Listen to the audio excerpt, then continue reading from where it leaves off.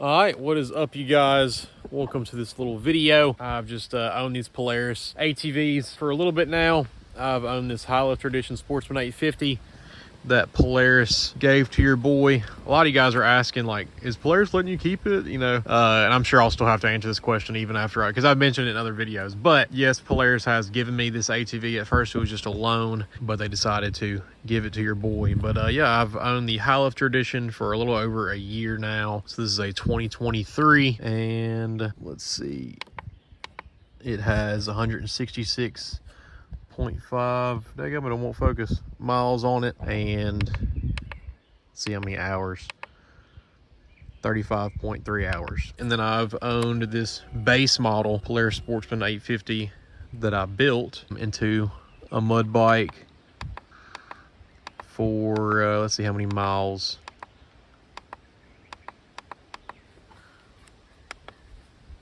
170.7 miles, and then 42.5 hours on this machine.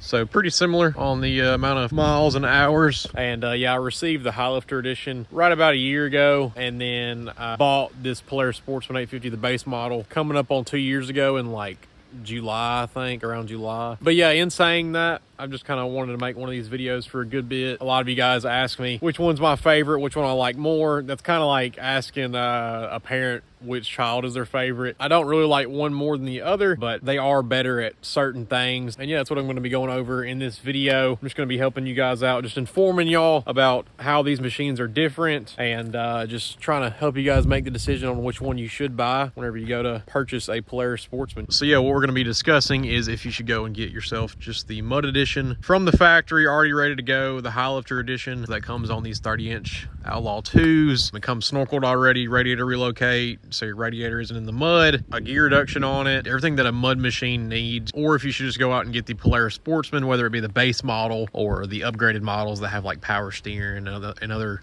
good stuff like that. But like I said, this one right here is just the bare base model, no power steering. Both of these machines don't have power steering. Hopefully this video just helps you guys out on making that decision after I go over all these different. Oh yeah, also this Highlifter Edition has the arched A-arms in the rear and front that also help it out to be a complete mud bike. But yeah, though, so in this video I'm going to be going over a couple of just different categories to kind of help me out, just help you guys out, figuring out the different things that are different on these ATVs. To start this video off with the first category we're going to be going over, let's discuss the price of these ATVs. So the base model Sportsman 850, you can get it now. I'm not sure exactly what, it was probably just a tiny bit cheaper in 2022. Currently, these machines start at $10,699. So for $10,700, you can get this base model Sportsman 850. And then whenever I got done building the ATV, it costed around $12,200. So with the tires, the winch, and the snorkel kit, the winch is worth $300, but I-69 Motorsports actually sponsored me with that winch, so I didn't have to pay for that, but the worth of that winch is $300. And then this is a triangle ATV snorkel kit. I want to say these kits cost around 250 bucks, something like that. But I just know that the bill that I paid for at a shop to put the snorkel kit on, including the price of the snorkel kit plus the labor, was around $900. And then these 30-inch silverbacks, I actually got these off of Facebook Marketplace. I think I paid $300, and then I just threw those on the stock wheels. And these wheels are the same on the Highlifter. So it costs around $12,200 to build one of these base model Sportsmans, and you have to just take into account, you can subtract some money and add some money to that. Like for example, on the snorkel kit, if you're super handy and mechanically inclined and you know how to snorkel ATVs, then you can save yourself the money on those labor costs of just doing it yourself on the snorkel kit. And then also, if you want to get brand new tires, you can add some money to that cost. Like for example, I said that I paid, I think, around $300 for my used ATV tires just on Facebook Marketplace, and a brand new set of tires costs around $900 to $1,000. So you can just kind of give and take. For example, if you can do the snorkel yourself and then save some money there, and then you can go buy a brand new set of tires and just give or take a couple of $100 on building your ATV. But yeah, just the value of mine, like all the money pretty much that went into it, is around $12,200. And that is actually the same exact price as one of these Highlifter editions costs off the showroom floor. So the Highlifter edition Sportsman 850 is $12,199, so $12,200 bucks. And yeah, so the price is relatively the same, you guys.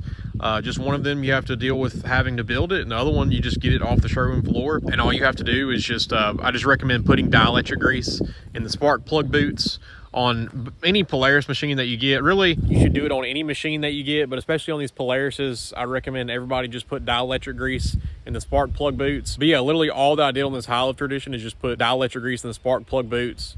And that was it. It was completely sealed from the factory. I've taken this thing very, very deep. It idles underwater perfectly fine. So that is it, you guys, for the price of these ATVs.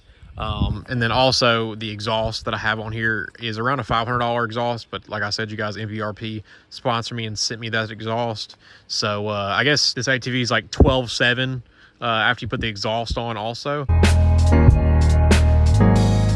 Now we're going to get this kind of boring topic out of the way real quick. We're just going to talk about the storage on these ATVs. So yeah, right off the bat, obviously the Highlifter edition has like no storage, and the base model Sportsman actually has a good amount of storage. There is storage all under here, but there's actually just tubes. I guess I'll show you guys really quick. The snorkel tubes are in here. So this storage is no longer pretty much available. So that's where the storage is on the front, and as you can see, those tubes are right there. Yeah, without the snorkels, you would have storage in the front. If y'all do want to snorkel the ATV and you don't want to worry about losing the storage, then all you have to do is just Triangle ATV actually sells a stealth snorkel kit, which just goes into this headlight pod, but you will be losing the light that you have in the pod right here. So they're just going to put up snorkel tubes right in this headlight pod, and then they're just going to like be a piece of black plastic or something like that right there. So you won't you'll lose the headlight, but you can snorkel this ATV and still have storage in the front if that's a big thing for you. Here's the storage in the rear. Yeah, don't mind this sand, you guys. You can clean the heck out of these ATVs, but there's always going to be a part that's still you know, a little dirty. But yeah, you guys, there's the storage in here. This is not sealed at all. I actually just took the plug out just so the water and mud would just drain out. So here's the seal right here. But yeah, so the rear storage is pretty similar to the rear storage as in size on the Highlifter edition. But the main thing about this Highlifter edition is this storage compartment comes from the factory basically completely sealed. Maybe a tiny bit of water is going to get in here. This is just from washing it out. I think this water right here is just from washing it out whenever I got done riding. But maybe a little bit of water will get in here, you guys, but this stays pretty much completely sealed. Unlike the XMR Outlander that I had, the rear storage just like got filled up with water and mud easily. There we go. So from the factory, this rear storage compartment is very properly sealed. So the ride of these ATVs actually is a little different. The A-arms on the Highlifter edition are arched. I'm not sure if that would make any difference really on the ride. I'm not sure. Just drop down in the comments, let me know about that. And then here are these things. I don't know what these are that are on the suspension of the base model Sportsman. I don't know, I keep on calling this the base model. I might just start calling it the new body style. Yeah, I forgot to mention that also. This is the old body style Sportsman. This is the new body style. Really quick, I know that they should update the Highlifter editions to the new body style. I agree, but I will say that this body style isn't ugly at all. This is not a unattractive style at all. I catch myself a lot of the times looking at this ATV and thinking, dang, this thing looks even better than this one sometimes. You know what I mean? So like I said, I do think that they should update the Highlifter edition to the new body style, but it still does look great. But yeah, this new body style, obviously I love the tail lights, the headlights. I love how sporty this ATV looks. It looks super sporty and just modern. On this new body style Sportsman, that suspension is a little different in the rear back here.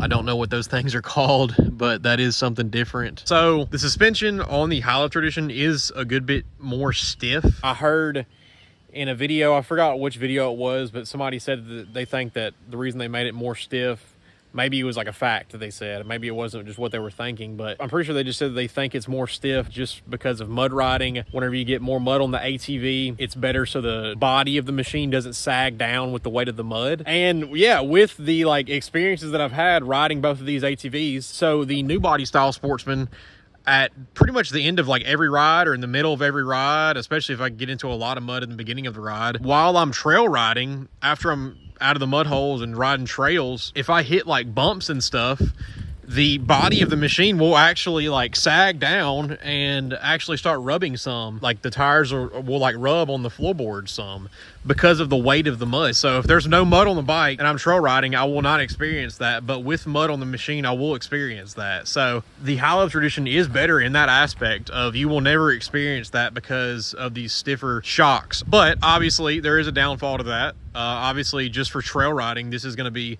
a little bit smoother of a ride, whereas this one's just going to be more mainly based for mud riding. It's not going to be as smooth on the trails. And let's get into the steering now. Both of these ATVs do not have power steering. I will say that just period, like it has not affected me in any way on either of these ATVs at all. I really do not notice it like ever. Like I swear to you, I never notice it.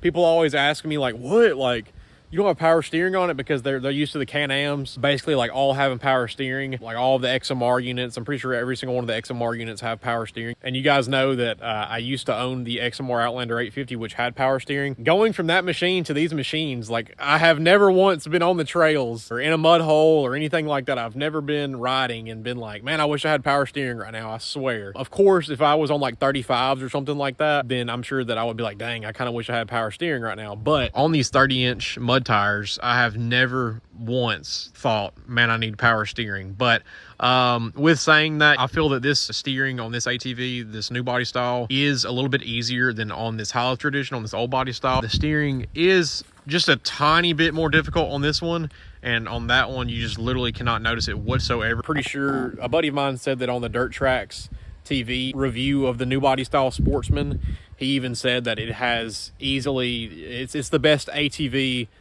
with no power steering. Like it's the most smooth, you know, steering out there for an ATV with no power steering. So yeah, I definitely agree with him if he did say that. This ATV obviously going to be better for trail riding, and then this one's going to be a lot better just for mud riding with those stiffer shocks. After a long day of mud riding, you will never have to deal with the tires rubbing on the plastics whenever you hit a bump or something like that from the weight of the mud. So yeah, that is pretty much going to wrap up the ride on these ATVs. Okay, so let's discuss the power of these ATVs, the differences. Both of them have 78 horsepower with that 850 Polaris engine. See both 850 HO, 850 HO, which I'm pretty sure is high output. Both of them are not lacking at all with that power. The main difference on these ATVs is that the Highlifter Edition comes with a gear reduction in high and low. So in high, it's limited to around like 50 miles an hour, which is a very understandable negative for sure. I could see a lot of you guys being like, only 50 miles an hour. But if you're a true mud rider that's just mainly mud riding like me, so I mainly mud ride, obviously, so it's never really been an issue for me. I never race or anything. I do trail ride, but even in the trails, you're not really going to be going over 50 miles an hour. So it's not really that big of a deal. But obviously, if you're one of those guys that likes going very fast, and that, you know, that might be an issue for you. So Highlifter Edition tops out at like around 50 miles an hour. And then I actually went 80 miles an hour on the new body style Sportsman on the stock tires. With these 30-inch silverbacks, I'm sure I'd probably go around like 70 or so.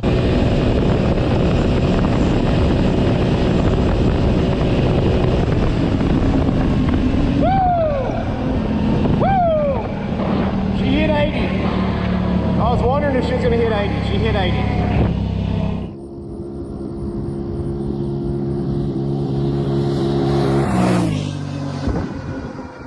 And then in low, there's a gear reduction also. I'm not sure the exact numbers. I know that it's definitely a pretty substantial gear reduction in high and low. But low is definitely very, very low, you know. For example, at Carter Off-Road Park recently at Harvest Fest, I ran the Hill and Hole Challenge. And in that Hill and Hole Challenge, and even in the Horseshoe Loop or whatever, I actually ran them in high. And in mud, y'all should know that you should never ride in high, in mud, you know, mud riding. But there wasn't much water, it wasn't anything too crazy, so I actually just ran them in high because low is so low. So like it would just, I wouldn't be going very fast at all. The RPMs would be crazy high, so I actually ran it in high. That's just you know, I'm just trying to explain to you guys how low is. Which is great if y'all are wanting to run super large tires like a 35 or something like that, or even larger. That is the advantage with having the gear reduction on the Highlifter Edition, is being able to run larger tires. I've got a couple buddies that have ran 34.5-inch Outlaw 2s There was even one guy that had a large lift on his also with 34.5-inch Outlaw 2s. And all those guys did was just put an exhaust on their Highlifter Edition 850. And that's all that they upgraded. That's all you have to do to these Highlifter Editions is just put an exhaust on to open the machine up, and then you can run up to at least a 35-inch tire.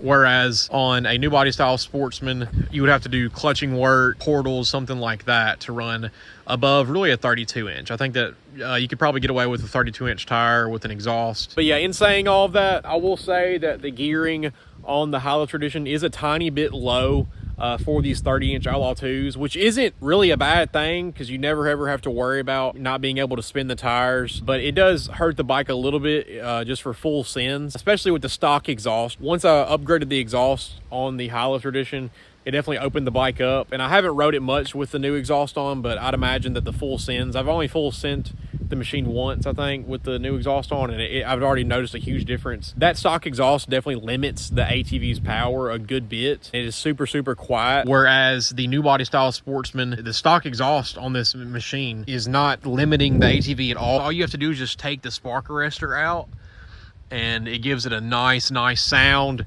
It is a super loud exhaust for a stock exhaust, and then I don't think that this exhaust limits the power of this ATV at all. This machine did do a little bit better, I think, than this one, especially before this exhaust upgrade. In the full sends, for sure. I think that the low, like the gearing in low without the gear reduction on this ATV lets the RPMs or whatever just be perfect to where the full sends are just very, very nice, you know.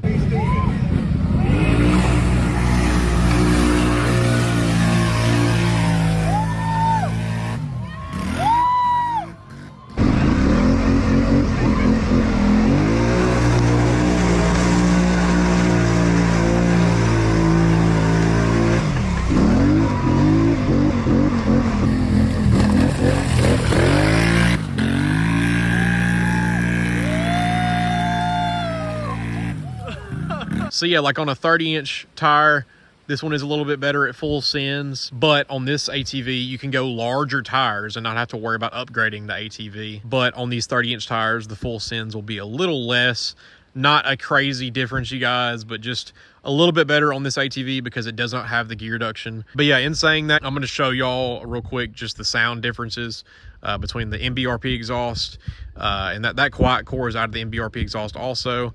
And the quiet core or the spark arrestor is out of the stock exhaust on this ATV. I definitely recommend taking the quiet cores out of your exhaust, whether it's a stock one, which the stock Highlifter didn't come with a quiet core, or a spark arrestor, but I recommend taking those out because they get clogged up if you mud ride. That's what happened to my MBRP exhaust. It got clogged up like immediately.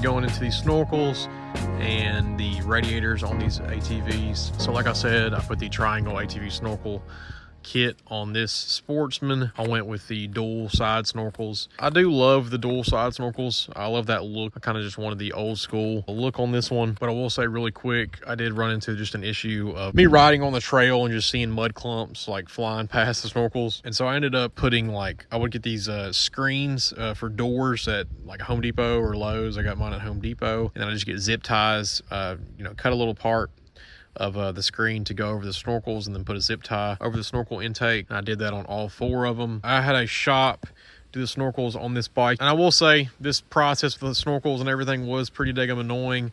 Unfortunately, the shop that I took mine to, they put the snorkels on there and it was just somewhat sealed at the air box. They connected one of these little electrical boxes or something to the air box with a wood screw or something. And I think it was a wood screw.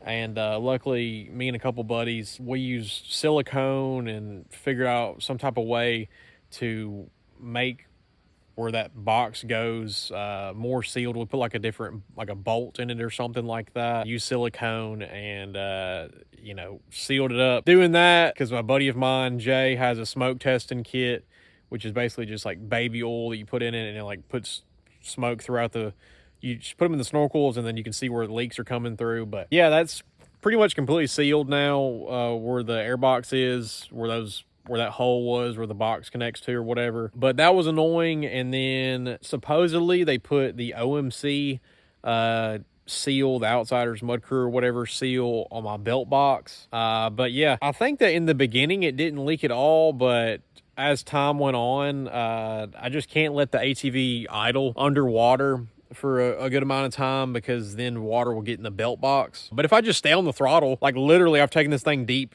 many times, and if I just stay on the throttle even just a little bit, I don't have any issues, you guys. So yeah, I mean, as long as you stay on the throttle on this base model Sportsman, I don't have any issues. It's just whenever I'm trying to wash the bike off or something, I let it sit in the water and let it idle. I do get some water in the belt box, but not a big deal. But yeah, just if you have a shop that does a phenomenal job with snorkeling this ATV, it'll be a lot less of a headache for you. Or if you know how to do it, great, then it'll be a lot less headache if you just know how to do that. But that was just my experience. And then also, I don't have the OMC airbox seal. I was trying to get it from them, but they were not shipping it out basically at the shop that I had it done. They ordered one, but never came in or something. I don't know. But I actually don't think that the lid on the airbox is leaking any, actually.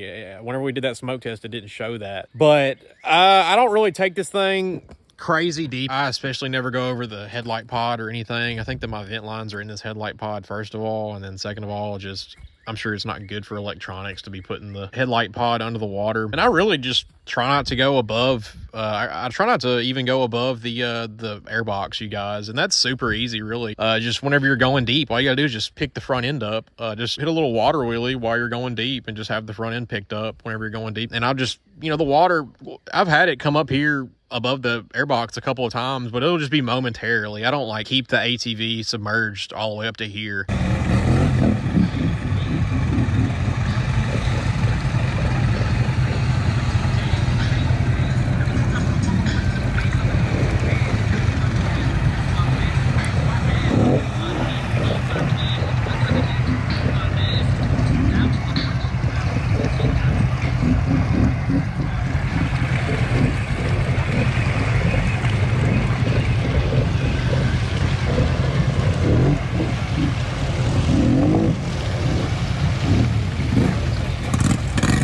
And then, yeah, on this Highlifter edition, let me show you guys the snorkels really quick. First of all, this snorkel shield that they have on this cover is just phenomenal. It just works perfectly. I've seen so many times water coming over this cover and mud and stuff, and it just shields. Look, you can see the intake. Right? Maybe it's the outtake or whatever, where the belt blows out or whatever. Either way, you can see where the snorkel opening is on each side, and it's just perfectly shielded. That was super, super smart of Highlifter for doing this, just setting it up like this. And then these snorkels are super easy to rise up. You get snorkel risers. This is super easy. All you do is just take these rubber end caps off and then just raise the snorkels up. See, a super, super easy, a lot better than Can-Am. On the Can-Ams, it's kind of like a mystery of like, there's one intake over here, one over here, like it's just all different. But then on these Highlifters, it's just all three of them are right here. But yeah, so you just take this cover off and there are these Snorkels. So I just love that. They're nice and centered right here. I've never been going deep and been really worried about them being too low, really. I've obviously had a couple of moments where I'm like, dang, this is a little bit deep, you know. But with them being all in the center right here, obviously center Snorkels are the move. So you don't have to cater to one side of the ATV or whatever. You don't have to cater to each side of the ATV. But I like the look of these dual Snorkels on each side. And then also there's the headlight pod. And I just kind of like having the headlight pod exposed. So the Snorkels on this ATV are perfect. They come sealed from the factory from what I've experienced. The airbox seems to be completely sealed. I put the OMC airbox seal on my XMR Outlander just because everybody recommended it. And then I've seen people have issues with that. But on this Highlifter edition, the airbox seems to be perfectly sealed from the factory. And then one thing I want to just, you know, praise on these ATVs is the belt box. The belt box, I have not had any issues. I have let this thing idle underwater so many different times. I've taken this deep so many different times, and I've never ever gotten one drop in the belt box. I don't know, I've never checked it. All I know is that I've never experienced a wet belt. I've never had any delay in throttle or anything like that. I've never gotten water in the belt box. A lot of guys complain about, oh, on the Highlifter editions, the belt box isn't sealed, blah, blah. And I'm like, well, have you been in the belt box? Have you had to change a belt out? And you're like, oh yeah, I've broken a belt before and I've had to change the belt out. And it's like, okay, so you broke the original seal, you guys. That's what happens. So if you break a belt because you weren't being smart with the throttle, not breaking belts is super, super easy, you guys. I've owned these machines for a good bit, and all you have to do is just be smart with your throttle. If you can tell that the machine is struggling or you're in some type of bind or something, or you can smell the belt, just let off the throttle and let the machine chill for a second. But yeah, though, getting back on the snorkel conversation, just no issues whatsoever with the Highlifter edition being sealed up. So that's just the main thing, you guys. It's just either if you're wanting to go through the headache or not with snorkeling the ATV, or you just want to go and get the ATV off the showroom floor and not have to deal with snorkeling the ATV. With the snorkeling process, I'm going to give it to the Highlifter. I just love how easy it's. Yeah, you don't have to do anything. You just get it off the showroom floor, put dielectric grease in the spark plug boots, and then that is it. I have not had any issues with it. And now we're just going to talk about the radiator. So yeah, as you can see, the radiator is relocated up top to get it out of the mud on this Highlifter edition. And then on the stock Sportsman, the radiator is just where radiators are normally on ATVs. And yeah, first of all, this is awesome real quick. Just being able to take this off and clean it out, that is super awesome, super smart of Polaris having that, to take that off and clean it out. And then this is super easy to clean out also. You guys be sure to not use high pressured water while cleaning these radiators out. As you can see, look right there, you can kind of see it's like a little bit bent right there. That's from using like a pressure washer. It'll bend these metal flaps or whatever you want to call it. The best thing to do is just take low pressure water, like just a water hose, and just let it sit in there for like 10 minutes or so. You know, go to different sides, just low pressure water at large amounts of time to just break down the mud and clean it out. But anyways, this is obviously phenomenal. Sometimes mud will get caked up in here through these holes. Let me see if I can get it on video. There's like that hole in the plastic right there. That's where the ATV breathes, basically, is through those holes in the plastic through the radiator. Not breathes, but it's what the radiator uses to cool the ATV off, is those holes. That's how the radiator breathes. And then there's the same exact hole is on the other side. So if you hit a hole that's got, it's just that straight like peanut butter soup, like gumbo mud or whatever, I have had it go up in there and have the ATV overheat on me to where you need to go and get some water to clean that out. But I've also been on a ride at the Hatchie and been on a lot of different rides where I had no issues whatsoever. On the Outlander XMR, I would go on a Hatchie ride, and usually by the end of the Hatchie ride, the ATV would be going into limp mode because it's overheating because the radiator's clogged up. So I have had a couple times where that needs to be cleaned out just in that area right there. But other than that, I have had no issues really of overheating. The bike stays cooled off with that radiator, and it is definitely a phenomenal location. Definitely, they just did a great job with that radiator relocate. So definitely awesome. But I really haven't had issues with this stock radiator on the new body style Sportsman. Like, I have not whatsoever thought like, dang, I've got to relocate the radiator. I will say that, you guys. So it's not like the Highlifter is at a huge advantage with that. It is not a huge selling point, just because the stock Sportsman, the new body style Sportsman with the stock radiator relocation, I really haven't ran into issues. Obviously, after a full day of mud riding, you need to get it cleaned out. But heck, I've been riding at Mudslingers. I've rode for 2 days of mud riding, and only at the end of the second day, at nighttime, I ran into issues with it starting to overheat. That's 2 days of mud riding in super thick Mississippi mud. So yeah, I will say that both of them do perfectly fine with the radiator relocation, you guys. And I know that's very different than the Can-Ams, because I know that on the Can-Ams, it is crucial. You have to get that radiator relocated pretty much like immediately if you do not have the relocated radiator, like on the XMR 850 or so. Like on those Renegades, like the XMR Renegades, I know those guys try to get that relocated radiator like immediately. But yeah, though, you guys, that is it for the snorkel setups and the radiators. All right, so to conclude this video, y'all, I'm just going to be kind of going over some examples of different individuals that I thought of that would fall into the category of either wanting the Highlifter edition or wanting the new body style Sportsman and building it themselves. So yeah, for the Highlifter edition, I just thought of 2 different types of people that would fall into the category of getting this machine. So the first one is a serious mud rider that wants to eventually run larger tires, or just run larger tires whenever they get the machine. Just a mud rider that wants to run some 35s, some 32s or something like that. I think that the Highlifter edition would be a better ATV for them, because all they have to do is just get a slip-on exhaust, and then the machine will be opened up for them to run some 35s even if they want to. And I even think that with the stock exhaust, you'll be fine running some 32s. And then the other person that I think would apply to getting the Highlifter edition is just somebody that doesn't want to deal with the hassle of building a mud ATV, or even somebody that I guess doesn't have the cash on hand to build the ATV, but they do have good enough credit and